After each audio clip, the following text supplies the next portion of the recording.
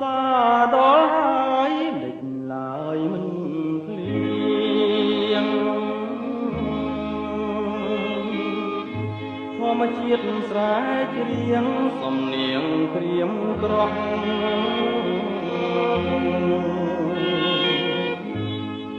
ទឹកស្ទឹងវឹងរៀងអួតសួតអស់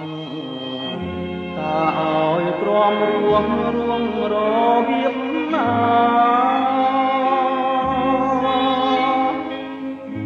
បារដូវប្រាំងរៀងរាំងទៅហើយឥឡូវមិនដេចឡើ